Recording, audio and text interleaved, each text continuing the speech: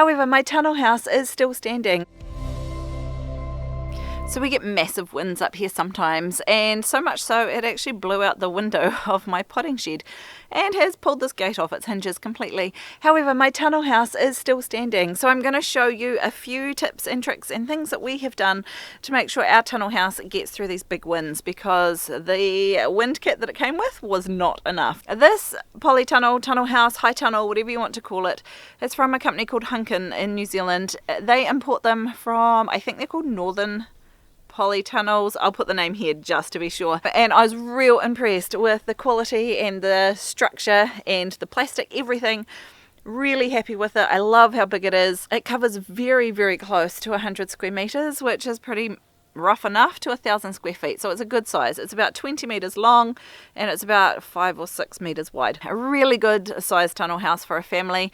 We are growing in it constantly. However, the very first big wind we got, it damaged a whole lot of the wiggle wire channeling that's down the bottom. It is made of aluminium and it just did not stand up.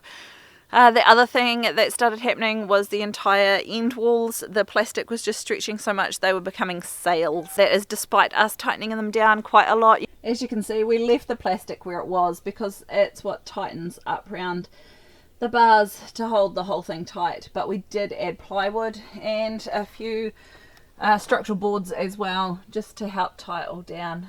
That has significantly stopped it twisting sideways in the wind.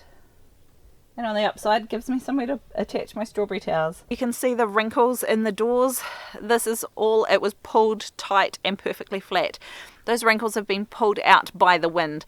And the same around the side, these were pulled nice and tight, and these wrinkles have developed over the last year or so with the big winds we've been having. One of the first things we had to do was install some hip boards to help strengthen the sides, and we have bolted those onto the frame as well, and they've added quite a lot of good structure for racking.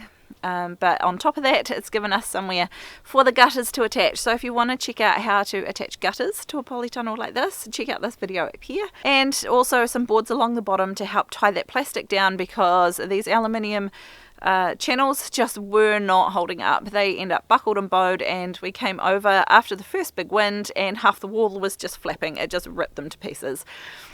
So what we have done is we've got a big board that we've attached along here. We actually attach them to the foundation, the ground pegs, because the whole tunnel house slopes slightly. So eventually I'd like to build that side of dirt up so the floor on the inside is nice and level. On this side we gave up on the wiggle wire entirely because it just wasn't holding. So instead we went with the old-fashioned batten option, where we simply attach the battens and kind of clamp the plastic in between the two and make sure that these two are tightened against each other really firmly, which holds the plastic. If these two aren't clamped close enough together, the plastic will simply rip out around these screws and you'll end up with massive tears up through the plastic as the wind lifts it out. Around this back side, this is where I've attached, this is the wiggle wire channel, and it's just screwed into this board here, which is bolted on, that nut needs tightened, onto here. And that board we also added extra ground pegs. We just screwed the aluminium wiggle wire channels at fairly regular intervals along from the outside to be able to clamp that down to the wood, so there's no way that they can bend and buckle and release what they're holding.